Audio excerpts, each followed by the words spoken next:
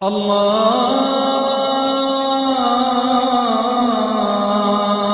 আকবার, আল্লাহু আকবার, আল্লাহু আকবার, আল্লাহু আকবার। আরবি শব্দ ইসলাহ এর মানে শুধরে দেয়া অথবা উন্নতি করা অথবা মেরামত করা। যখনই একজন মুসলিম অন্য মুসলিমকে শুধরে দেয় অথবা তাকে উন্নত করে, সেটাকে বলা হয় ইসলাহ। যেমন ধরেন, একজন মুসলিম কোনো ভুল করছে, হয়তো নামাজ পড়ার সময় বা ইসলাম অনুযায়ী অন্য কোনো কাজে বা যে কোনো কিছু, যদি কেউ তাকে শুধরে দেয় সেটাকে বলা হয় ইসলাহ। কোরআনে নবী শুআইবের কথা আছে, সূরা হুদ অধ্যায় নম্বর 11 আয়াত 88। আমার একমাত্র ইচ্ছা তোমাদের উন্নতি সাধন, তোমাদের সংস্কার আমার সাধ্যে যতখানি কুলায়, আর আমি সফল হব যদি আল্লাহ সুবহানাহু ওয়া তাআলা সাহায্য করেন। আমি তার উপরে নির্ভর করি এবং তারই অভিমুখী, আল্লাহর উপর ভরসা করি, তারই সাহায্য চাই। এখানে আমরা বুঝতে পারছি শুআয়ব আলাইহিস সালাম ইসলাহ দিয়েছিলেন নিজের সম্প্রদায়কে। এছাড়াও পবিত্র কোরআনে বলা হয়েছে, সূরা নিসা অধ্যায় নম্বর 4 আয়াত নম্বর 114, বলা হয়েছে যে তাদের গোপন পরামর্শে কোনো কল্যাণ নেই, তবে তার কল্যাণ আছে যদি সে নির্দেশ দেয় দান, খয়রাত, সৎ কাজ এবং শান্তি স্থাপনের দুজন মুসলিমের মধ্যে। যদি সে এরকম কোনো কাজ করে তাহলে গোপন করার অনুমতি আছে। কেউ যদি এমন কাজ করে আল্লাহ সুবহানাহু ওয়া তাআলা সন্তুষ্টি লাভের আশায়, সে তাহলে পুরস্কার পাবে, মহাপুরস্কার। এটা আমাদের সাধারণত গোপন কথা বেশিরভাগ সময় ভালো না, যদি না সেটা হয় কোনো দান, খয়রাত, সৎ কাজ অথবা দুজন মুসলিমের মধ্যে শান্তি স্থাপন করা। তাহলে আমরা বুঝতে পারছি যে আল্লাহ সুবহানাহু ওয়া তাআলা বলেছেন একজন মুসলিম সবসময় অন্য মুসলিমকে উন্নত করার চেষ্টা করবে, তাকে ইসলাহ দেবে, তাকে শুধরে দেবে। আল্লাহ পবিত্র কোরআনে বলেছেন, সূরা আলে ইমরান অধ্যায় নম্বর 3 আয়াত নম্বর 110, কুনতুম খায়রা উম্মাতিন উখরিজাত লিন-নাস, হে মুসলিম, তোমরা মানবজাতির মধ্যে শ্রেষ্ঠ উম্মত হিসেবে আবির্ভূত হয়েছো। আল্লাহ আমাদের সম্মান দিয়েছেন, আর তিনি মুসলিমদের বলেছেন খায়রা উম্মাহ, শ্রেষ্ঠ উম্মত মানবজাতির মধ্যে আবির্ভূত। আল্লাহ আরো বলেছেন, তা'মুরুনা বিল মারুফি ওয়া তানহাউনা আনিল মুনকার ওয়া তু'মিনুনা বিল্লাহ। তিনি আমাদের শ্রেষ্ঠ উম্মত বলেছেন কারণ আমরা সৎ কাজের নির্দেশ দেব, অসৎ কাজে নিষেধ করব, আল্লাহকে বিশ্বাস করব।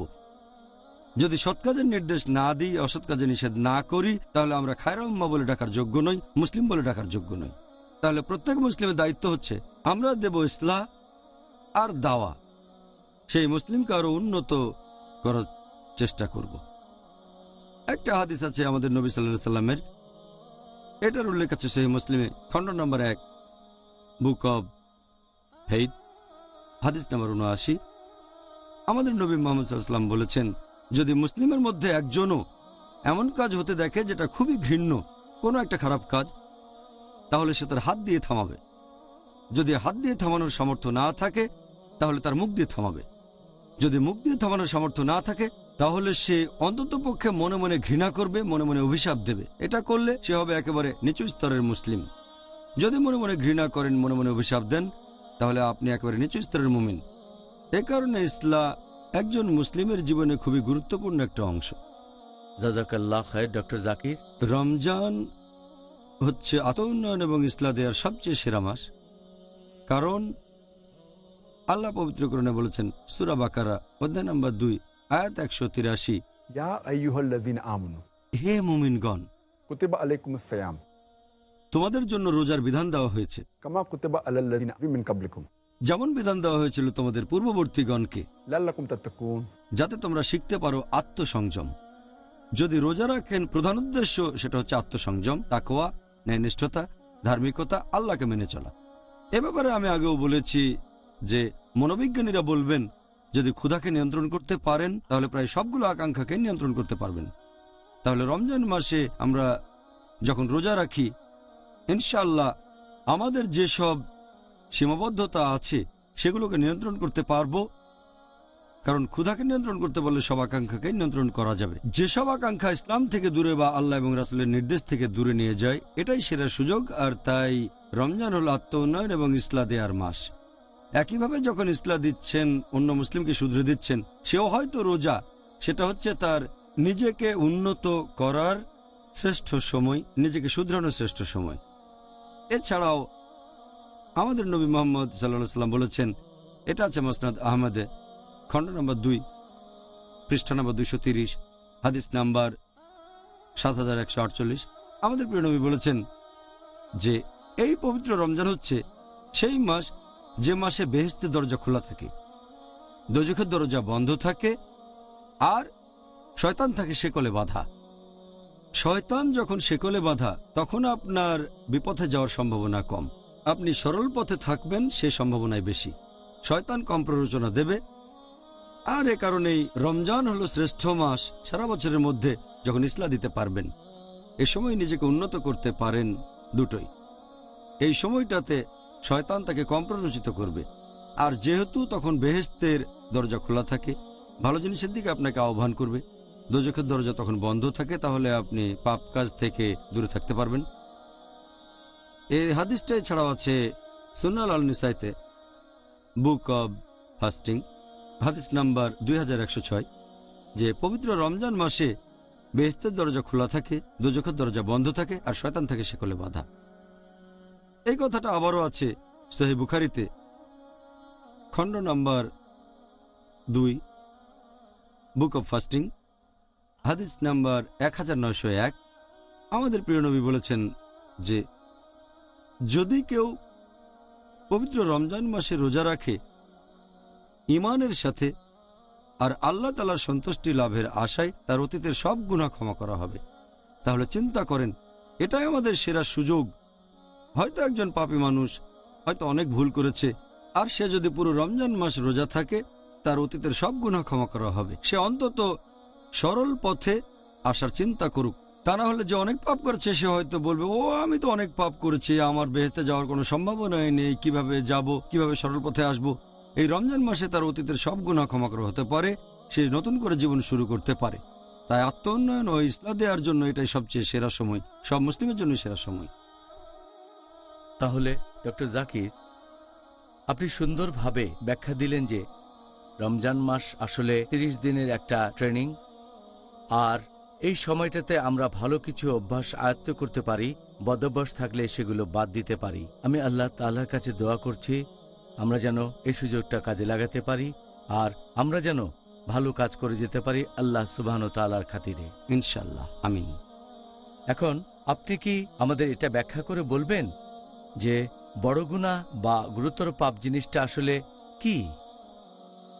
হচ্ছে সেই কাজ যেগুলো করতে আমাদের আল্লাহ সুবহানাহু ওয়া তাআলা নিষেধ করেছেন পবিত্র কোরআনে, আর যেগুলোকে নিষেধ করেছেন নবী মুহাম্মদ সাল্লাল্লাহু আলাইহি সাল্লাম তাঁর সুন্নাহ অর্থাৎ সহিহ হাদিসে। এছাড়াও ব্যাপারগুলো ব্যাখ্যা করে বলেছেন নবীর সময়ের প্রথম প্রজন্ম, তার মানে সাহাবীগণ। তাহলে যেসব কাজ করতে নিষেধ করেছেন আল্লাহ এবং তাঁর রাসূল মুহাম্মদ সাল্লাল্লাহু আলাইহি সাল্লাম, সেই কাজগুলোই বড় গুনাহ। আর এই সহিহ হাদিসটা উল্লেখ করা হয়েছে মুস্তাদরাক আল হাকিমে, খণ্ড নম্বর 2, বুক অব তাফসির, হাদিস নাম্বার 3419। আমাদের নবী মুহাম্মদ সাল্লাল্লাহু আলাইহি সাল্লাম বলেছেন যে আল্লাহ সুবহানাহু ওয়া তাআলা যে কাজ করতে নিষেধ করেছেন সেগুলো থেকে বিরত থাকবে, আর তিনি যেগুলো অনুমতি দিয়েছেন সেগুলো তোমরা করতে পারো। আর যেসব জিনিসের ব্যাপারে আল্লাহ চুপ রয়েছেন সেগুলো তোমাদের জন্য সুবিধা। তাই আল্লাহ তাআলার কাছ থেকে সুবিধা গ্রহণ করো। আল্লাহ সুবহানাহু ওয়া তাআলা কখনো ভুলে যান না।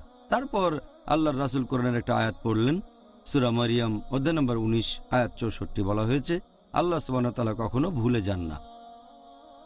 আর এই হাদিসটা আছে সহিহ বুখারীতে, খণ্ড নম্বর 4, হাদিস নম্বর 2766। আমাদের নবী সাল্লাল্লাহু আলাইহি সাল্লাম বলেছেন, তোমরা কি জানো সবচেয়ে ধ্বংসাত্মক 7টা গুনাহ কোনগুলো? তারপর নবী বললেন, এগুলো 1 নম্বর, অন্য কাউকে আল্লাহ তাআলার সাথে শরীক করা, তার মানে ইবাদত করা আল্লাহ তাআলা ব্যতীত অন্য কাউকে। 2 নম্বর, জাদুবিদ্যা প্র্যাকটিস করা, মানে ব্ল্যাক ম্যাজিক। 3 নম্বর, কোনো মানুষের জীবন কেড়ে নেয়া। যেটাকে আল্লাহ তাআলা পবিত্র করেছেন বিনা কারণে হত্যা করা। এরপর নবী আরো বলেছেন সেটা রিবা নিয়ে, ইন্টারেস্ট বা সুদ, অনৈতিকভাবে কোনো এতিমের সম্পদ গ্রাস করা অন্যায়ভাবে। এরপর নবী আরো বলেছেন যে শত্রুর দিকে পিঠ দেখানো বা যুদ্ধক্ষেত্র থেকে পালিয়ে যাওয়া। আর 7 নাম্বার, ধর্মপরায়ণ মহিলাকে অপবাদ দেয়া যে সত্যিকারের বিশ্বাসী। এই হলো 7টা ধ্বংসাত্মক গুনাহ যেগুলোর কথা নবী মুহাম্মদ সাল্লাল্লাহু আলাইহি ওয়াসাল্লাম বলেছেন। তবে ইবনে আব্বাস রাদিয়াল্লাহু আনহুকে প্রশ্ন করা হলো, এটা উল্লেখ করা হয়েছে আত-তাবরীর কমেন্ট্রিতে, খণ্ড নম্বর 4, হাদিস নম্বর 9207। ইবনে আব্বাস রাদিয়াল্লাহু আনহুকে প্রশ্ন করা হলো যে বড় গুনাহ কি 7টা? ইবনে আব্বাস রাদিয়াল্লাহু আনহু বললেন 7-এর বদলে 70 হলো এখানে কাছাকাছি সংখ্যা। আমাদের নবী যে 7টা গুনার কথা বলেছেন এখানে শুধু বলা হচ্ছে সেই গুনার ক্যাটাগরি কি হতে পারে, এমন না যে বড় গুনাহ মাত্র 7টা, আরো অনেক আছে। এটা একটা আউটলাইন যে শিরক করা হারাম। এছাড়াও হাত পেনাল্টির নিয়ম আছে, সেটা হতে পারে ব্যভিচার, অথবা হতে পারে ব্ল্যাক ম্যাজিক প্র্যাকটিস করা, অথবা হতে পারে চুরি। নবী একটা আউটলাইন দিয়েছেন। তবে ইবনে আব্বাসের মতে তিনি বলেছেন বড় গুনাহ আনুমানিক 70টার মতো। আপনাকে অনেক ধন্যবাদ ডক্টর জাকির। এবারে আপনাকে কষ্ট দেব, আপনি কি আমাদের ইসলাম ধর্মের এই 70টা বড় গুনাহ সম্পর্কে কিছুটা বলবেন? সেটা কি সম্ভব? চেষ্টা করব ইনশাল্লাহ। এ কথাটা আগে বলেছি যে ইবনে আব্বাস বর্ণিত হাদিস অনুযায়ী এটা আছে আত-তাবরীতে, খণ্ড নম্বর 4, হাদিস নাম্বার 9207। ইবনে আব্বাস রাদিয়াল্লাহু আনহুকে প্রশ্ন করা হলো বড় গুনাহ কি 7টা? তিনি বললেন যে 7-এর বদলে 70 এখানে কাছাকাছি সংখ্যা। ইমাম আয-যাহাবী রাদিয়াল্লাহু আনহু একটা বই লিখেছেন আল কাবাইর, বড় গুনাহ, আর এখানে 70টা বড় গুনার লিস্ট করেছেন কোরআন হাদিসের ভিত্তিতে যতটুকু তিনি বুঝেছেন। পবিত্র কোরআনের কোনো আয়াত বলছে না যে এই 70টা বড় গুনাহ। এমন কোনো সহিহ হাদিসও নেই যেখানে 70টা বড় গুনার কথা বলা হয়েছে। তবে ইমাম আয-যাহাবী রাদিয়াল্লাহু আনহু যতখানি বুঝেছেন সেভাবে তালিকাটা তৈরি করেছেন কোরআন হাদিসের ভিত্তিতে। 70টা বড় গুনাহ তিনি এটা যেভাবে বুঝেছেন। কিছু মানুষ এটা মানে, আবার কেউ মানে না, সেটা আলাদা ব্যাপার। তবে যেহেতু ইবনে আব্বাস রাদিয়াল্লাহু আনহু বলেছেন বড় গুনাহ 70টা, ইমাম আয-যাহাবী আল্লাহ তাকে দয়া করুন, তিনি তার মত অনুযায়ী 70টা বড় গুনাহর তালিকা তৈরি করেছেন। সেগুলো হচ্ছে, ওনার মতে 1 নাম্বার হচ্ছে আল্লাহর সাথে অন্য কাউকে শরীক করা, আল্লাহ সুবহানাহু ওয়া তাআলা ব্যতীত অন্য কারো ইবাদত করা মানে উপাসনা করা। 2 নাম্বার নরহত্যা। 3 নাম্বার হচ্ছে জাদুবিদ্যা প্র্যাকটিস করা মানে ব্ল্যাক ম্যাজিক। 4 নাম্বার নামাজ না পড়া। 5 নাম্বার যে লোকের সম্পদ নিসাব লেভেলের উপর সে যদি জাকাত না দিয়ে থাকে অথবা সম্পদ নিসাব লেভেলে।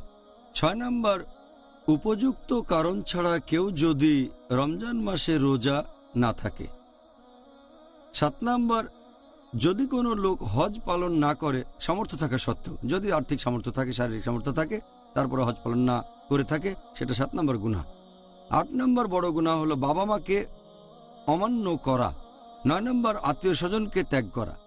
10 নম্বর বড় গুনাহ হচ্ছে ব্যভিচার ও অবাধ্য যৌনাচার। 11 নম্বর হচ্ছে হোমোসেক্স বা সমকামিতা। 12 নম্বর হচ্ছে রিবা নেয়া। রিবা নেয়া অথবা রিবা দেয়া অর্থাৎ ইন্টারেস্ট বা সুদ। যদি কেউ রিবা নেয় অথবা দেয় এটা একটা বড় গুনাহ। 13 নম্বর অনৈতিকভাবে কোনো এতিমের সম্পদ গ্রাস করা। 14 নম্বর আল্লাহ তার রাসূলের নামে মিথ্যে কথা বলা। 15 নম্বর হচ্ছে শত্রুর দিকে পিঠ দেখানো বা যুদ্ধক্ষেত্র ছেড়ে পালিয়ে যাওয়া যদি শত্রুপক্ষ থাকে। 16 নম্বর হচ্ছে যে নেতা তার গোত্রের মানুষদের সাথে প্রতারণা বা অবিচার করে। 17 নম্বর হচ্ছে অহংকারী আর উদ্ধত হওয়া। 18 নম্বর মিথ্যে সাক্ষ্য দেয়া। 19 নম্বর হচ্ছে মাদকদ্রব্য গ্রহণ করা, যেমন ওয়াইন, অ্যালকোহল, মাদকদ্রব্য ইত্যাদি যে কোনো খামার অর্থাৎ মাদকদ্রব্য। 20 নম্বর জুয়া খেলা। নাম্বার 21 হচ্ছে ধর্মপরায়ণ মহিলাকে অপবাদ দেয়া। 22 নম্বর হচ্ছে গনিমতের মাল থেকে কিছু চুরি করা। 23 নম্বর হলো চুরি করা। 24 নম্বর হচ্ছে রাস্তায় ডাকাতি। 25 নম্বর কোনো মিথ্যে শপথ নেয়া। 26 নম্বর হলো অত্যাচার করা, 27 নম্বর হচ্ছে অনৈতিক আয়, 28 নম্বর হচ্ছে অন্যায়ভাবে গ্রাস করা কোনো সম্পদ উপভোগ করা, 29 নম্বর হচ্ছে আত্মহত্যা, 30 নম্বর হচ্ছে বারবার মিথ্যে বলা, 31 নম্বর হচ্ছে ভুল বিচার করা, 32 নম্বর হচ্ছে ঘুষ দেয়া অথবা ঘুষ নেয়া, 33 নম্বর হচ্ছে কোনো মহিলা পুরুষকে নকল করছে বা কোনো পুরুষ মহিলাকে নকল করছে, 34 নম্বর হচ্ছে যদি একজন পুরুষ কোনো ব্যভিচারী স্ত্রীর স্বামী হয়ে থাকে, 35 নম্বর হচ্ছে তালাকপ্রাপ্ত কোনো মহিলাকে বিয়ে করা যাতে ওই মহিলার আগের স্বামী তাকে বিয়ে করতে পারে, 36 নম্বর হচ্ছে নিজের প্রস্রাবের ব্যাপারে সাবধান না থাকা, খেয়াল রাখবেন এটা যেন শরীরে কোথাও না পড়ে ইত্যাদি, নিজের প্রস্রাব সম্পর্কে সচেতন না থাকা, 37 নম্বর হচ্ছে জাহির করা, 38 নম্বর হচ্ছে ধর্মের ব্যাপারে জ্ঞান আহরণ করা ইহকালের কোনো উদ্দেশ্যে আর সেই জ্ঞান লুকিয়ে রাখা, 39 নম্বর হচ্ছে বিশ্বাসঘাতকতা, 40 নম্বর হচ্ছে সাহায্যের প্রতিদান না দেয়া, 41 নম্বর হচ্ছে আল্লাহর বিধান অস্বীকার করা, 42 নম্বর হচ্ছে অন্য কোনো মানুষের ব্যক্তিগত আলাপের কথাবার্তা শোনা, 43 নম্বর গল্প চালু করা, 44 নম্বর অভিশাপ দেয়া, 45 নম্বর কোনো চুক্তি ভঙ্গ করা, 46 নম্বর হচ্ছে হাত গণনা বা জ্যোতিষশাস্ত্রে বিশ্বাস করা, 47 নম্বর হচ্ছে যে মহিলা তার স্বামীর সাথে দুর্ব্যবহার করে থাকে, 48 নম্বর হচ্ছে মূর্তি তৈরি করা অথবা পেইন্টিং করা, 49 নম্বর বিলাপ করা অথবা নিজের জামাকাপড় ছিঁড়ে ফেলা বা এরকম কোনো কিছু যখন সে কোনো রকম বিপর্যয়ের মধ্যে পড়ে, 50 নম্বর অন্যদের সাথে অবিচার করা, 51 নম্বর বল প্রয়োগ করা নিজের স্ত্রী অথবা কোনো দাস অথবা কোনো গরিব লোক বা পশু পাখির উপরে, 52 নম্বর প্রতিবেশীর মনে কষ্ট দেয়া, 53 নম্বর মুসলিমদের নামে কুৎসা অপবাদ রটানো, 54 নম্বর মানুষকে অপমান করা আর তাদের সাথে উদ্ধত ব্যবহার করা, 55 নম্বর বড় গুনাহ ইমাম আজ-জাহাবির মতামত অনুযায়ী হচ্ছে পায়ের গোড়ালির নিচে পোশাক পরা গর্বের সাথে, 56 নম্বর পুরুষদের জন্য স্বর্ণ অথবা রৌপ্যের কোনো জিনিস, 57 নম্বর হচ্ছে যে দাস মালিকের কাছ থেকে পালাচ্ছে, 58 নম্বর এমন কোনো পশু জবাই করা যেটা আল্লাহ ব্যতীত অন্য কারো নামে উৎসর্গ হচ্ছে, 59 নম্বর হচ্ছে কোনো লোককে কারো বাবা বলা যাদের মধ্যে আসলে কোনো সম্পর্কই নেই, সম্পর্ক না থাকলে, 60 নম্বর হচ্ছে উত্তেজিত হয়ে তর্ক আর যুক্তি দেখানো, 61 নম্বর হচ্ছে অতিরিক্ত পানি দখল করে রাখা, 62 নম্বর হচ্ছে ওজন আর আকারে একটু ছোট করা, 63 নম্বর হলো আল্লাহর প্ল্যানের বাইরে নিজেকে নিরাপদ ভাবা, 64 নম্বর আল্লাহর ন্যায়নিষ্ঠ বন্ধুগণের নামে অপবাদ দেয়া, 65 নম্বর হচ্ছে জামাতে নামাজ না পড়া, যুক্তিসঙ্গত কারণ ছাড়া একা একা নামাজ পড়া, 66 নম্বর হচ্ছে নিয়মিতভাবে জুমার নামাজ মিস করা কোনো রকম যুক্তি ছাড়াই, 67 নম্বর উইলের মাধ্যমে ওয়ারিসের পাওয়া সম্পত্তি জবরদখল করা, 68 প্রতারণা আর ফন্দি করা, 69 মুসলিমদের বিরুদ্ধে শত্রুর হয়ে গুপ্তচরের কাজ করা, আর 70 নম্বর বড় গুনাহ সেটা হচ্ছে যে নবীর সাহাবিগণের নামে অপবাদ আর কুৎসা রটানো। তাহলে এই হচ্ছে 70টা বড় গুনাহ যেগুলো তালিকা করেছেন ইমাম আজ-জাহাবি তার লেখা বই আল কাবাইর, তার মানে বড় গুনাহ। এটার ভিত্তিতে যে হাদিস সেটার বর্ণনা দিয়েছেন ইবনে আব্বাস রাদিয়াল্লাহু আনহু যে বড় গুনাহ 70টা। এই তালিকাটা উনি বলেছেন, যেখানে কোরআন এবং হাদিসের ব্যাখ্যা করেছেন তিনি। কিছু বিশেষজ্ঞ এটার সাথে একমত যে বড় গুনাহ কি মোট 70টা নাকি 17টা নাকি 35 নাকি 70। অনেক বিশেষজ্ঞ এটার সাথে একমত নন যে কিছু কাজ বড় গুনাহ না হওয়া উচিত, ছোট গুনাহ। অনেকে বলেন এটা হয়তো কোনো গুনাহই না, বিশেষজ্ঞগণ একমত না। তবে সামগ্রিকভাবে ইমাম আজ-জাহাবি মাশাআল্লাহ, আল্লাহ তাকে শান্তিতে রাখুন, বিখ্যাত বিশেষজ্ঞ, তিনি বড় গুনাহর এই তালিকাটা তৈরি করেছেন। তবে এটা নিয়ে মতভেদ আছে। ও জাযাকাল্লাহ খায়ের ডক্টর জাকির, আপনি পরীক্ষায় 100-এর মধ্যে 95 পেয়েছেন। ডক্টর জাকির, আমাদের দর্শকরা এতক্ষণ আপনার মুখে 70টা বড় গুনাহের কথা শুনলেন। এখন এটা কি বলবেন যে একজন কি পুরস্কার পেতে পারে যদি এই গুরুতর পাপগুলো থেকে বিরত থাকে? সারা জীবন ধরে? আল্লাহ পবিত্র কোরআনে বলেছেন সূরা নিসা অধ্যায় নম্বর 4 আয়াত নম্বর 31 যে যদি তোমাদেরকে যা নিষিদ্ধ করা হয়েছে তার মধ্যে যা গুরুতর সেগুলো থেকে বিরত থাকো, তাহলে আল্লাহ সুবহানাহু ওয়া তাআলা তোমাদের লঘুতর পাপগুলো মোচন করে দেবেন এবং সম্মানজনক স্থানে তোমাদের দাখিল করবেন।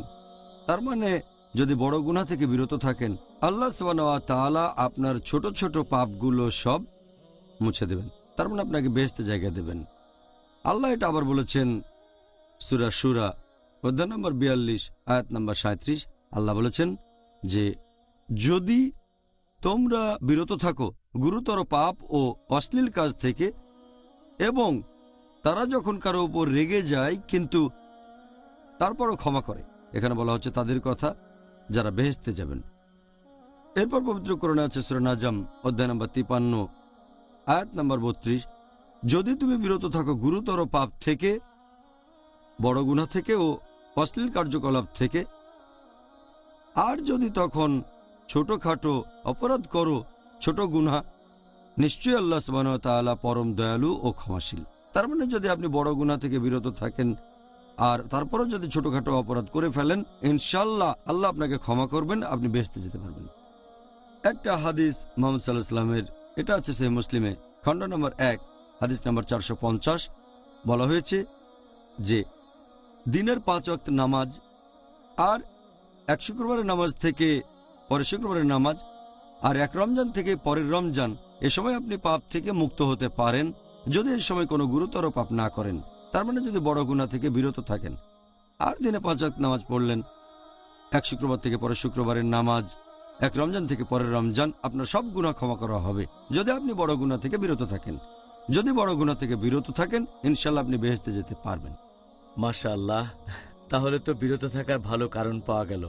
এখন আমাদের অনুষ্ঠানের বাকি সময়টাতে আর পরের পর্বগুলোতেও ইনশাআল্লাহ আমরা চেষ্টা করব কিছু গুরুতর পাপ নিয়ে আলোচনা করতে। যদিও 70টার সবগুলো আলোচনা করার সময় আমরা এখানে পাবো না, আরও চেষ্টা করব এই পাপগুলো থেকে বিরত থাকার কিছু পথ বাতলে দিতে। এখন আপনি কি বলবেন যে এই গুরুতর পাপগুলোর মধ্যে সবচাইতে মারাত্মক গুনাহ কোনটা? 1 নম্বর বড় গুনাহ, সবচেয়ে মারাত্মক সব গুনার মধ্যে, সেটা হচ্ছে আল্লাহ তাআলার সাথে অন্য কাউকে শরীক করা, মানে শিরক। আল্লাহ পবিত্র কোরআনে বলেছেন সূরা নিসা অধ্যায় নম্বর 4 আয়াত নম্বর 48, আল্লাহ সুবহানাহু ওয়া তাআলা তার সাথে অন্য কাউকে শরীক করা কখনোই ক্ষমা করবেন না। এটা ব্যতীত তিনি চাইলে যাকে ইচ্ছা ক্ষমা করতে পারেন। আল্লাহ কথাটা আবারও বলেছেন সূরা নিসা অধ্যায় নম্বর 4 আয়াত নম্বর 116, আল্লাহ সুবহানাহু ওয়া তাআলা নিশ্চয়ই তার সাথে অন্য কাউকে শরীক করা কখনোই ক্ষমা করবেন না। এটা ব্যতীত অন্য যে কোনো কিছু চাইলে ক্ষমা করতে পারেন। কেউ যদি আল্লাহ তাআলার পাশাপাশি অন্য কারো ইবাদত করে, সে ভীষণভাবে পথভ্রষ্ট হয়। আর অনেক সহিহ হাদিসে এই কথা বলা হয়েছে যে সবচেয়ে গুরুতর যে পাপ সেটা হচ্ছে শিরক। একটা হাদিস সহিহ বুখারীতে খণ্ড নম্বর 9 হাদিস নাম্বার 6871, প্রিয় নবী মুহাম্মদ সাল্লাল্লাহু আলাইহি ওয়াসাল্লাম বলেছেন, গুরুতর পাপগুলোর মধ্যে সবচেয়ে বড় হচ্ছে আল্লাহ তাআলার সাথে কাউকে শরীক করা। এ কথাটা আরো অনেক সহিহ হাদিসে উল্লেখ করা হয়েছে, যেমন সহিহ বুখারী খণ্ড নম্বর 3 হাদিস নাম্বার 2654। আমাদের নবী সাহাবীগণকে বললেন, তোমরা কি জানো গুরুতর পাপগুলোর মধ্যে সবচেয়ে বড় গুনাহ কোনটা? সাহাবীগণ উত্তরে বললেন যে আল্লাহ রাসূলই সবচেয়ে ভালো জানেন। আল্লাহ রাসূল বললেন যে আল্লাহর সাথে কাউকে শরীক করা সবচেয়ে বড় গুনাহ, আল্লাহ সুবহানাহু ওয়া তাআলা ব্যতীত অন্য কারো উপাসনা করা। পবিত্র কোরআনেও বেশ কিছু আয়াত আছে যেগুলো এই ধরনের কথা বলছে যে শিরক হচ্ছে খুবই মারাত্মক গুনাহ, এটা সবচেয়ে বড় গুনাহের একটা। আল্লাহ বলেছেন সূরা মাইদা অধ্যায় নম্বর 5 আয়াত নম্বর 72, ইন্না মান ইউশরিক বিল্লাহ, কেউ আল্লাহর সাথে অন্য কাউকে শরীক করলে ফাকাদ হারামা আল্লাহু আলাইহিল জান্নাহ, আল্লাহ তার জন্য বেহেশত নিষিদ্ধ করবেন, জান্নাত তার জন্য নিষিদ্ধ, ওয়া মাওয়াহুন নার ওয়া মা লিযালিমিন আনসার, এবং তার বাসস্থান হবে দোজখ, আর পরকালে তার জন্য কোনো সাহায্যকারী থাকবে না। আল্লাহ বলেছেন সূরা লুকমান অধ্যায় নম্বর 31 আয়াত নম্বর 13, আল্লাহ সুবহানাহু ওয়া তাআলার সাথে অন্য কাউকে শরীক করো না, আল্লাহর সাথে অন্য কাউকে শরীক করো না আল্লাহ ব্যতীত। যদি কেউ নকল ঈশ্বরের উপাসনা করে, এটা হচ্ছে গুরুতর পাপগুলোর মধ্যে সবচেয়ে বড়। তার মানে সবচেয়ে বড় পাপ ইসলাম ধর্মে সেটা শিরক, আল্লাহ সুবহানাহু ওয়া তাআলার সাথে অন্য কাউকে শরীক করা। আল্লাহ রাসূল আরও বলেছেন, সহিহ মুসলিম খণ্ড নম্বর 4 হাদিস নম্বর 7114, নবী মুহাম্মদ সাল্লাল্লাহু আলাইহি ওয়াসাল্লাম বলেছেন যে আল্লাহ সুবহানাহু ওয়া তাআলা বলেছেন, আমি একাই হলাম স্বয়ং সম্পূর্ণ, আমার কোনো সাহায্যকারীর প্রয়োজন নেই। যদি কেউ কোনো কাজ করে অন্য কারো জন্য আর পাশাপাশি আমার জন্য, আমি সেটা ত্যাগ করি, কারণ সে অন্য কাউকে শরিক করেছে এখানে। তাহলে আল্লাহ সুবহানাহু ওয়া তাআলার কোনো রকম শরিকের প্রয়োজন নেই, তিনি একাই স্বয়ংসম্পূর্ণ। সেজন্য শিরক ইসলামে সবচেয়ে বড় গুনাহ। জাযাকাল্লাহ খায়ের, সুন্দর বলেছেন ডক্টর জাকির। আর আমরা এটা আশেপাশে দেখতে পাই যে এই গুরুতর পাপটা পৃথিবী জুড়ে করে বেড়াচ্ছে বিভিন্ন অমুসলিম সম্প্রদায়ের লোকজন। এখন আমরা মুসলিমরা কি এই পাপ থেকে মুক্ত, নাকি মুসলিমদের মধ্যেও অনেকেই পাপ করে? দুর্ভাগ্যজনকভাবে অমুসলিমদের পাশাপাশি অনেক মুসলিমও আছে যারা শিরক করে থাকে। গুরুতর পাপের মধ্যে যেটা সবচেয়ে মারাত্মক গুনাহ। আর অনেক সময় অনেক মুসলিম আল্লাহ তাআলাকে বাদ দিয়ে তারা অন্য কাউকে রাখতে থাকে, আল্লাহকে বাদ দিয়ে অন্য কারোর কাছে সাহায্য চায়। তারা আল্লাহ তাআলাকে বাদ দিয়ে অন্য কারোর জন্য ইবাদত করে, তারা অন্য কিছুর সাহায্য চায় আল্লাহ তাআলা ব্যতীত। আর আল্লাহ কোরআনে স্পষ্ট করে বলেছেন এ ধরনের কাজ থেকে সম্পূর্ণ বিরত থাকতে হবে। আল্লাহ বলেছেন সূরা ফাতিহা অধ্যায় নম্বর 1 আয়াত নম্বর 5, ইয়াকা নাবুদু ওয়া ইয়াকা নাস্তাইন, আমরা শুধু তোমার ইবাদত করি আর তোমারই সাহায্য চাই। পবিত্র কোরআনে সূরা গাফির অধ্যায় নম্বর 40 আয়াত নম্বর 60, আমাকে ডাকো আমি তোমাদের ডাকে সাড়া দেব। আল্লাহ বলেছেন সূরা ইসরা অধ্যায় নম্বর 17 আয়াত নম্বর 23, প্রতিপালক নির্দেশ দিয়েছেন তিনি ব্যতীত অন্য কারো ইবাদত করো না। এরপর পবিত্র কোরআনে সূরা আরফ অধ্যায় নম্বর 7 আয়াত নম্বর 194, আল্লাহ সুবহানাহু ওয়া তাআলা ব্যতীত তোমরা যাদের উপাসনা করো তারা তো তোমাদের মতোই আল্লাহর বান্দা। তার মানে তারা খুব সাধারণ, তারাও আল্লাহ তাআলার বান্দা যেমন আমরা আল্লাহর বান্দা। তারা আল্লাহকে বাদ দিয়ে যাদের ইবাদত করে তারাও আল্লাহ তাআলার বান্দা। পবিত্র কোরআনের অনেক আয়াতে আমাদের নির্দেশ দেওয়া হয়েছে যে আমরা আল্লাহ তাআলা ব্যতীত অন্য কারো কাছে সাহায্য চাইব না অথবা কখনো ইবাদত করব না। আল্লাহ বলেছেন সূরা আহকাফ অধ্যায় নম্বর 46 আয়াত নম্বর 5, নিশ্চয়ই সেই ব্যক্তি বিভ্রান্ত যে আল্লাহ সুবহানাহু ওয়া তাআলার পরিবর্তে এমন কিছুকে ডাকে যা কিয়ামতের দিন পর্যন্ত সাড়া দিতে পারবে না, এছাড়া তারা সেই প্রার্থনা সম্পর্কে অবহিত নয়। আল্লাহ বলেছেন সূরা হজ অধ্যায় নম্বর 22 আয়াত নম্বর 73, তোমরা অন্য যাদের উপাসনা করো বা ইবাদত করো আল্লাহ সুবহানাহু ওয়া তাআলা ব্যতীত, যদি তারা সবাই একত্রিত হয় তারপরও তারা একটা মাছিও সৃষ্টি করতে পারবে না। মানুষকে সৃষ্টি করে সাহায্য করা তো পরের কথা, তারা একটা মাছিও সৃষ্টি করতে পারবে না। আর মাছি যদি তাদের কিছু ছিনিয়ে নেয় সেটা তারা ফিরিয়ে আনতেও পারবে না। প্রার্থনাকারী কত দুর্বল, যাদের প্রার্থনা করে তারাও কত দুর্বল। আল্লাহর রাসূল বলেছেন, এটা আছে সহিহ বুখারীতে খণ্ড নম্বর 6 হাদিস নম্বর 4497, আল্লাহর রাসূল বলেছেন যদি কেউ আল্লাহ ব্যতীত অন্য কারো ইবাদত করতে করতে মারা যায় আর মৃত্যুর আগে তওবা না করে তাহলে তাকে অবশ্যই দোজখের আগুনে পুড়তে হবে, সে দোজখে যাবে একেবারে নিশ্চিত। তাহলে যদি কেউ শিরক করে আর মুশরিক অবস্থায় মারা যায় সে দোজখের আগুনে পুড়বে। আর এটা দুর্ভাগ্যজনক যে মুসলিমদেরও অনেকে এই ধরনের গুনার কাজ করে থাকেন। এছাড়া আরেকটা কাজও শিরকের মধ্যে পড়ে, সেটা যদি কোনো পশুকে হত্যা করা হয় আল্লাহ ব্যতীত অন্য কারো নাম নিয়ে, এটাও আসলে পরোক্ষভাবে শিরক। আর অনেক মুসলিম দুর্ভাগ্যজনকভাবে এই ধরনের কাজ করে থাকে যেটা আসলে শিরক। যেমন কোনো মুসলিম হয়তো নতুন বাড়ি কিনলো, তারপর সেখানে একটা পশু কোরবানি দিল কোনো জিনের নামে, সেই জিন হয়তো বাড়িটা দখল করে আছে তাই প্লিজ, অথবা গর্ত খুঁড়ে পশু জবাই করলো কোনো জিনের নামে। এই কাজগুলো আগে পরে কখনো ইসলাম ধর্মে ছিল না। আর আল্লাহ পবিত্র কোরআনে বলেছেন, সব মিলিয়ে 4টা আয়াতে আছে। সূরা বাকারা অধ্যায় 2 আয়াত নম্বর 173, সূরা মাইদা অধ্যায় 5 আয়াত 3, সূরা আনাম অধ্যায় 6 আয়াত 145 এবং সূরা নাহল অধ্যায় 16 আয়াত 115। হুররিমাত আলাইকুমুল মাইতাতু ওয়াদ-দামু ওয়া লাহমুল খিনজির ওয়া মা উহিল্লা লিগাইরিল্লাহ বিহি, তোমাদের জন্য হারাম খাদ্য, মৃত বস্তু, রক্ত, তারপর শূকর মাংস এবং যে পশু জবাই করার সময় আল্লাহ ব্যতীত অন্য কারো নাম নেওয়া হয়েছে। যদি এমন কিছু খান যেটা জবাই করার সময় আল্লাহ ব্যতীত অন্য কারো নাম নেওয়া হয়েছে, যেটা শিরকের সমান, সেটা হারাম। যদি কোনো পশু জবাই করতে গিয়ে আল্লাহ ব্যতীত অন্য কারো নাম নিয়ে থাকেন সেটা হবে শিরক, এটা ইসলাম ধর্মে নিষিদ্ধ।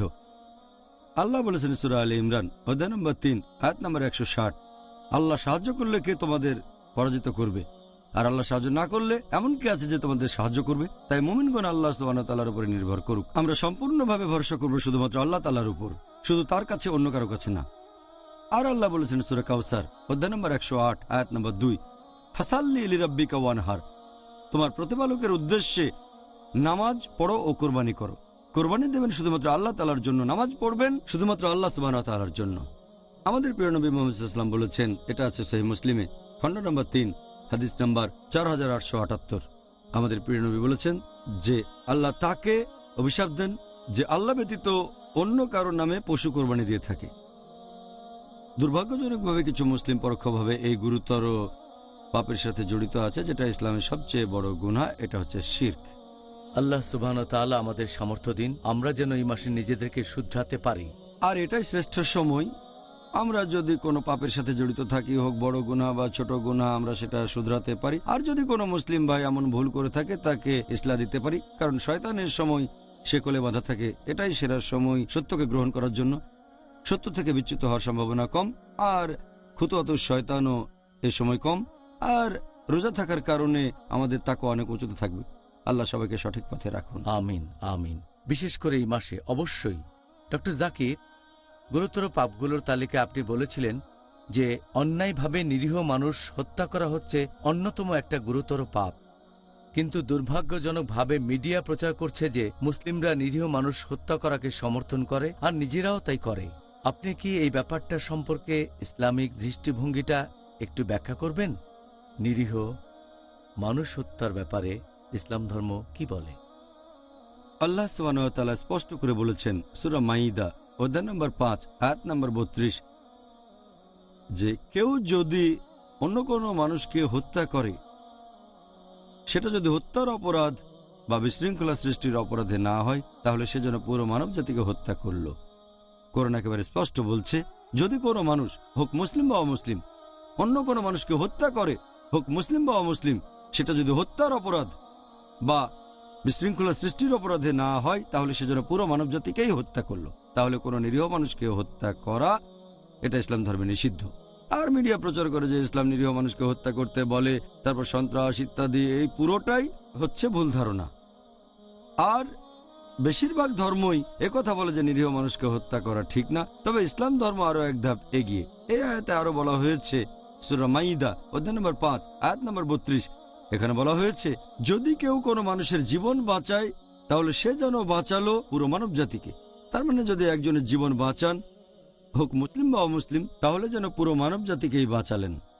তাহলে ইসলাম শুধুমাত্র নিরীহ মানুষ হত্যা করাকে নিন্দা করে না, অন্য মানুষের জীবন বাঁচাতে উৎসাহিত করে। আল্লাহ আরো বলেছেন সূরা আনাম অধ্যায় নম্বর ৬ আয়াত নম্বর ১৫, কারো জীবন কেড়ে নিও না যেটাকে আল্লাহ তাআলা করেছেন পবিত্র, যদি না সেটা সঠিক আর আইনসম্মত হয়। তার মানে আপনি যদি কাউকে হত্যা করেন, নিরীহ মানুষকে, নিরীহ মানুষদের মারতে পারবেন না। তারপরও কেউ যদি মানুষ খুন করে থাকে, তখন ব্যাপারটা নিশ্চয়ই এরকম না যে লোকজন তার উপর প্রতিশোধ নেবে। এমন না যে লোকটাকে ধরে তারা মেরে ফেলবে, আমরা দেব তাকে আইনের কাছে। দেশটা ইসলামিক হলে বিচার হবে ইসলামিক আদালতে, বিচার করবেন কাজী, এবং এই কাজী সেখানে রায় দেবেন। মৃত্যুদণ্ড পাওনা হলে তাকে তাই দেওয়া হবে। এমন না যে মুসলিমরা তাদের নিজের হাতে আইন তুলে নেবে, তারা যাবে ইসলামিক আদালতে, দেশটা যদি ইসলামিক হয়, অথবা সে দেশের আদালতে। আর সাধারণভাবে এটা আগেও বলেছি যে নিরীহ কোনো মানুষকে হত্যা করা ইসলাম ধর্মে নিষিদ্ধ। আর এই একই কথা বলেছেন আমাদের নবী মুহাম্মদ সাল্লাল্লাহু আলাইহি সাল্লাম। এটা আছে সহিহ বুখারীতে খণ্ড নম্বর ৯ হাদিস নাম্বার ৬৮৭১। নবী বলেছেন, গুরুতর পাপের মধ্যে সবচেয়ে বড়, ১ নম্বর আল্লাহ তাআলা ব্যতীত অন্য কারো ইবাদত করা, ২ নম্বর নিরীহ কোনো মানুষকে হত্যা করা, নিরীহ মানুষের জীবন কেড়ে নেওয়া। তাহলে সাধারণ অবস্থায় কোনো মানুষকে হত্যা করবেন না, হোক মুসলিম বা অমুসলিম। কোরআনে আরো কিছু আয়াত একেবারে নির্দিষ্ট করে বলছে যে আমরা মুসলিমদের হত্যা করব না। সাধারণ আইন বলছে নিরীহ মানুষকে হত্যা করা যাবে না। কিছু আয়াত বলছে যে তোমরা মুসলিমদের হত্যা করো না। আল্লাহ বলেছেন সূরা নিসা অধ্যায় নম্বর ৪ আয়াত নম্বর ৯৩, কেউ যদি ইচ্ছাকৃতভাবে কোনো মুমিনকে হত্যা করে, তাহলে সে যাবে দোজখে, থাকবে চিরকাল, জাহান্নামে চিরস্থায়ী হবে। আল্লাহর অভিশাপ ও ক্রোধ তার উপরে পড়বে, তার জন্য রয়েছে ভয়ঙ্কর শাস্তি। তাহলে কোনো মুসলিমকে হত্যা করা যদি উপযুক্ত কারণ না থাকে, যেমন হত্যার অপরাধ বা বিশৃঙ্খলা না হলে হত্যা করা নিষিদ্ধ। এছাড়া একটা হাদিস আছে নবী মুহাম্মদ সাল্লাল্লাহু আলাইহি সাল্লামের, এটা আছে সহিহ বুখারীতে, খণ্ড নম্বর 1, বুক অব ফেইথ, হাদিস নম্বর 31। প্রিয় নবী মুহাম্মদ সাল্লাল্লাহু আলাইহি সাল্লাম বলেছেন, যদি দুজন বিশ্বাসী নিজেদের মধ্যে লড়াই করে হাতে তরবারি নিয়ে, আর যদি একজন আরেকজনকে হত্যা করে, দুজনেই খুনি আর খুন হওয়া ব্যক্তি দুজনেই দোজখে যাবে। এক সাহাবা তখন বললেন, এটা না হয় বুঝলাম যে খুনি সে দোজখে যাবে, কিন্তু খুন হওয়া মুসলিম কেন দোজখে যাবে? তখন নবী বললেন যে খুন হওয়া ব্যক্তিও একজন বিশ্বাসীকে হত্যা করতে চেয়েছিল, আর এ কারণেই তারা দোজখে যাবে। আরও একটা হাদিস আছে সহিহ বুখারীতে, খণ্ড নম্বর 9, হাদিস নম্বর 6862। আমাদের নবী বলেছেন যে একজন বিশ্বাসী সবসময় মুক্ত অবস্থায় থাকে যদি না সে অনৈতিকভাবে কোনো মানুষের জীবন কেড়ে নেয়। তার মানে অন্যায়ভাবে কোনো মানুষকে হত্যা করা, হোক মুসলিম বা অমুসলিম, এটা ইসলামে নিষিদ্ধ, একটা নিন্দনীয় কাজ। এটা খুব মারাত্মক রকমের বড় গুনাহ, 70টা বড় গুনার তালিকা এটা আছে 2 নম্বরে। আল্লাহ রক্ষা করুন আমরা যেন কখনো এই পাপটা না করি, ইনশাআল্লাহ। এবারে আপনি কি আমাদের দর্শকদের উদ্দেশ্যে এটা বলবেন যে জাদুবিদ্যা চর্চা করা, যেটাকে বলা হয় ব্ল্যাক ম্যাজিক, এটা নিষিদ্ধ কেন, আর ইসলামে এটি গুরুতর পাপ কেন? ইসলাম ধর্মে ব্ল্যাক ম্যাজিক হচ্ছে কুফরি, এটা কুফরি ইসলামে, আর এটাকে বলা হয়েছে গুরুতর পাপগুলোর মধ্যে একটা। এটা সহিহ বুখারীতে, খণ্ড নম্বর 4, হাদিস নাম্বার 2766। আমাদের প্রিয় নবী বলেছেন যে 7টা সবচেয়ে মারাত্মক গুনাহ হলো, প্রথম আল্লাহ ব্যতীত অন্যের উপাসনা করা, তার মানে শিরক। 2 নম্বর হচ্ছে নরহত্যা। 3 নম্বর হচ্ছে প্র্যাকটিস করা ব্ল্যাক ম্যাজিক, জাদুবিদ্যা। তাহলে আল্লাহর রাসূল মুহাম্মদ সাল্লাল্লাহু আলাইহি সাল্লাম তিনি নিজেই বলেছেন যে এই ব্ল্যাক ম্যাজিক বা জাদুবিদ্যা চর্চা করা ইসলাম ধর্মে পুরোপুরি নিষিদ্ধ। আর আল্লাহ পবিত্র কোরআনে বলেছেন সূরা বাকারা অধ্যায় নম্বর 2, আয়াত নম্বর 102, যে এই শিক্ষা তাদের ক্ষতি সাধন করবে, আর এতে করে তাদের কোনো উপকার হবে না। এই ব্ল্যাক ম্যাজিক শুধু ক্ষতিই ডেকে আনে, এতে করে কারোরই কোনো লাভ হয় না। এরপর পবিত্র কোরআনে সূরা তাহা অধ্যায় নম্বর 20, আয়াত নম্বর 64 বলা হয়েছে যে এই সব জাদুকরেরা তাদের যত দক্ষতায় থাকুক কখনোই সফল হতে পারবে না, কখনোই সফল হবে না, সে তাদের যতই দক্ষতা থাকুক। এছাড়া পবিত্র কোরআনে সূরা বাকারা অধ্যায় নম্বর 2, আয়াত নম্বর 102, যে সুলাইমান আলাইহিস সালাম কুফরি করেননি, বরং শয়তানরা তারাই সেখানে কুফরি করেছিল, কারণ তারা জাদুবিদ্যা প্র্যাকটিস করত।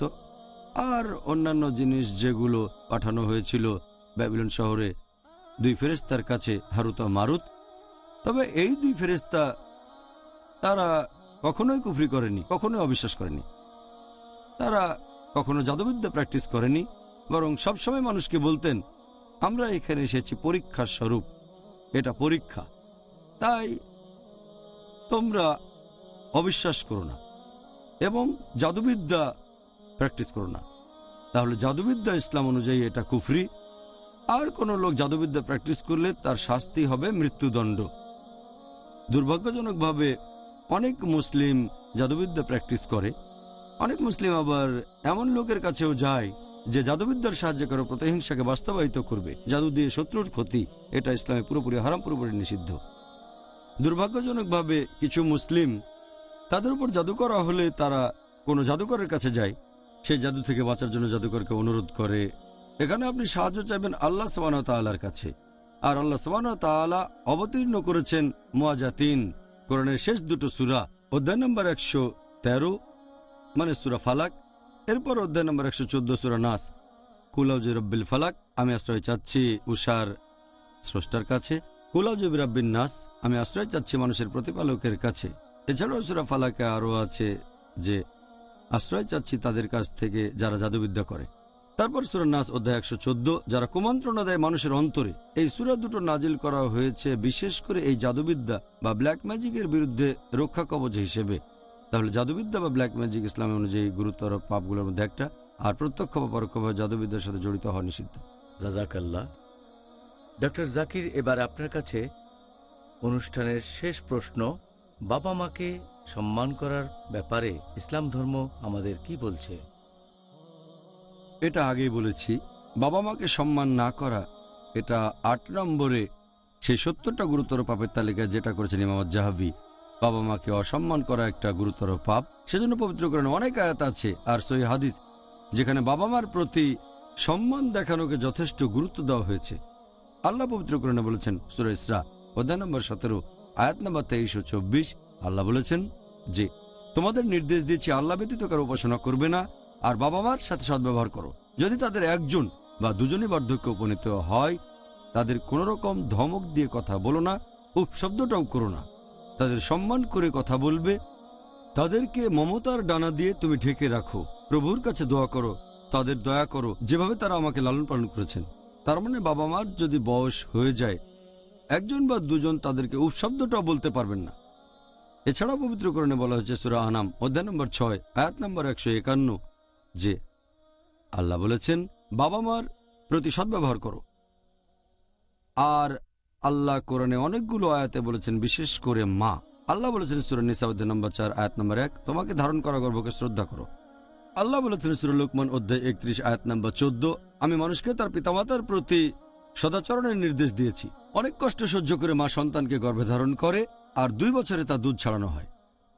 আল্লাহ বলছেন সূরা আকাব অধ্যায় নম্বর 46 আয়াত নম্বর 15 আমি মানুষকে নির্দেশ দিয়েছি পিতামাতার প্রতি সদ্ব্যবহার করতে। কষ্ট নিয়ে মা সন্তানকে ধারণ করে আর কষ্টের সাথে প্রসব করে। এখানে আল্লাহ বলেছেন বাবা মাকে সম্মান করো, বিশেষ করে মাকে। এছাড়াও অনেক হাদিস বলছে মাকে সম্মান করো। এটা আছে সহিহ বুখারীতে খণ্ড নম্বর 8 বুক অব আদাব বুক অব ম্যানার্স অধ্যায় নম্বর 2 হাদিস নাম্বার 5971। এক লোক নবী সাল্লাল্লাহু আলাইহি সাল্লামের কাছে এসে প্রশ্ন করলো, এই পৃথিবীতে কাকে সবচেয়ে বেশি সাহচর্য দেব? নবী বললেন তোমার মাকে। লোকটা বলল এরপর কাকে? নবী আবার বললেন তোমার মাকে। লোকটা প্রশ্ন করলো এরপর কাকে দেব? নবী আবারও বললেন তৃতীয়বার তোমার মাকে। লোকটা প্রশ্ন করলো এরপর কাকে দেব? তখন নবী বললেন তোমার বাবাকে। তার মানে 75% বা 4 ভাগের 3 ভাগ সাহচর্য পাচ্ছে মা, আর 25% বা 4 ভাগের 1 ভাগ বাবা। এক কথায় মা পাচ্ছে গোল্ড মেডেল, সে পাচ্ছে সিলভার মেডেল, এছাড়াও পাচ্ছে ব্রোঞ্জ মেডেল, আর বাবাকে শুধু সান্ত্বনা পুরস্কার নিয়ে সন্তুষ্ট থাকতে হচ্ছে। এই হলো ইসলামের শিক্ষা। বাবা মাকে সম্মান দেখানোর কথা যদি বলেন, আর মা পাচ্ছে 3 গুণ বেশি সাহচর্য, বাবার তুলনায় 3 গুণ বেশি সাহচর্য পাচ্ছে। এছাড়া আরও একটা হাদিস আছে সহিহ বুখারীতে খণ্ড নম্বর 4 হাদিস নাম্বার 3004। এক লোক নবীর কাছে আসলো, তারপর সে নবীর কাছে জিহাদে যাওয়ার অনুমতি চাইল আল্লাহ তাআলার খাতিরে লড়াই করা যুদ্ধক্ষেত্রে। নবী তাকে বললেন তোমার বাবা মা আছেন? সে বলল হ্যাঁ। নবী বললেন যাও তোমার বাবা মাকে এখন সেবা করো। এখানে বলা হচ্ছে যে বাবা মার সেবা করা, মা বাবার প্রতি দায়িত্ব পালন করা, এটার গুরুত্ব জিহাদ করার চেয়েও বেশি, আল্লাহ তাআলার খাতিরে লড়াই করার চেয়েও বেশি। যদি বাবা মার প্রয়োজন হয় তাদের সেবা করা জিহাদ করার চেয়েও গুরুত্বপূর্ণ, অর্থাৎ আল্লাহ সুবহানাহু ওয়া তাআলার খাতিরে যুদ্ধ করা। একই কথা আছে সহিহ বুখারীতে খণ্ড নম্বর 8 বুক অব আদাব হাদিস নাম্বার 5970। এক লোক প্রশ্ন করল যে কোন কাজটা আল্লাহ তাআলার কাছে সবচেয়ে প্রিয়? নবী তখন বললেন যে 5 ওয়াক্ত নামাজ আদায় করা যত তাড়াতাড়ি সম্ভব। লোকটা বলল এরপর কোন কাজটা আল্লাহর কাছে সবচেয়ে প্রিয়? নবী বললেন বাবা মার প্রতি দায়িত্বশীল হওয়া। লোকটা বলল এরপর কোন কাজটা? নবী বললেন আল্লাহ তাআলার পথে লড়াই করা, জিহাদ করা। তাহলে আমরা বুঝতে পারছি যে প্রতিদিন সময় মতো 5 ওয়াক্ত সালাত আদায় করা যত তাড়াতাড়ি সম্ভব। এরপরে আল্লাহ পছন্দ করেন যদি আমরা বাবা মার প্রতি দায়িত্ববান হই, বাবা মাকে সম্মান করা, তাদের কথা মেনে চলা। এরপর হচ্ছে জিহাদ, আল্লাহর খাতিরে লড়াই করা। এটা আছে মুসনাদ আহমদে হাদিস নাম্বার 5372। নবী বলেছেন 3 ধরনের মানুষ কখনো বেহেশতে যেতে পারবে না। 1 নাম্বার যারা মাদকদ্রব্য গ্রহণ করে, 2 নাম্বার যে তার বাবা মার কথা অমান্য করে, আর 3 নাম্বার যে তার পরিবারের পক্ষ থেকে কোনো লজ্জাকর কাজ করে থাকে। এই 3 ধরনের লোক বেহেশতে যেতে পারবে না। তাহলে বাবা মাকে অসম্মান করা এটা হচ্ছে ইসলাম ধর্মে গুরুতর পাপগুলোর মধ্যে একটা। জাজাকাল্লাহ খায়ের। আরও একবার ডক্টর জাকির নায়েক এই সুন্দর উত্তরের জন্য আমরা অনেক কিছু জানতে পেরেছি। আমাদের ভাই ও বোনদের যারা এই অনুষ্ঠানটা দেখছেন, দর্শকরা এখন বুঝতে পারবেন যে আগামী 10 দিনে তাদের কি কি করা উচিত। ইনশাআল্লাহ তারা এই কথাগুলো সেই ভাই বোনদের মধ্যে ছড়িয়ে দেবেন যারা আজকের অনুষ্ঠানটা দেখেননি। জাজাকাল্লাহ খায়ের।